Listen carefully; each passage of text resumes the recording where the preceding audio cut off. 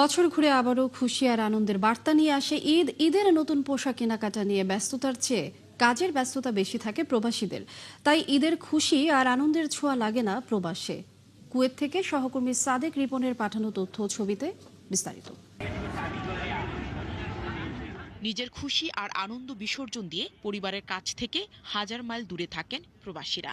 পরিবারের জন্য ঈদে নতুন পোশাক কেনেন, কিন্তু প্রবাসে পুরনো পোশাকেই ঈদ পার করেন বেশিরভাগ প্রবাসী। প্রবাসীদের ঈদ হচ্ছে পুরানা কাপড় চোপড় নতুন করা। এটা হচ্ছে প্রবাসীদের ঈদ। প্রবাসীদের ঈদের আনন্দ হচ্ছে, পরিবারের সুখ হচ্ছে প্রবাসীদের সুখ। পরিবারের নতুন জামা কাপড়, এগুলো হচ্ছে প্রবাসীদের সুখ। প্রবাসীরা ঈদ উপলক্ষে নিজের জন্য কোনো জামা কাপড় কিনে না, পুরানো জামা থাকলে এটা লন্ডির দিই। অল্প কিছু প্রবাসী আছেন যারা ঈদে কেনাকাটা করেন বন্ধু বান্ধব মিলে, আর এক মার্কেট থেকে অন্য মার্কেটে ঘুরে বেড়ান। দাম ও পোশাক পছন্দ হলে সেরে নেন কেনাকাটা। তবে রমজান উপলক্ষে ক্রেতাদের জন্য নতুনভাবে আলোকসজ্জা করা হয় শপিং মলগুলোতে। বিকেলের পর থেকে মধ্যরাত পর্যন্ত শপিং মল ও বিপণী বিতানগুলো খোলা থাকে, আর রাতেই মলগুলোতে ক্রেতাদের ভিড় বেশি দেখা যায়। আমরা ঈদের জন্য অনেকে কেনাকাটা করতেছি।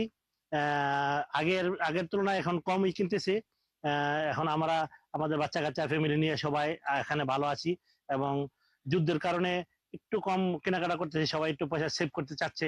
ঈদ উপলক্ষে আমাদের কেনাকাটা হয়ে গেছে, আজ সামনে ঈদ, এই জন্য আসছি। আজকে সকাল অতানিয়া, তারপর গ্র্যান্ড হাইবার সবকিছু ঘোরাফেরা করে একটি প্যান্ট, তারপরে বেল্ট আর গেঞ্জি নেওয়া হয়েছে আমার।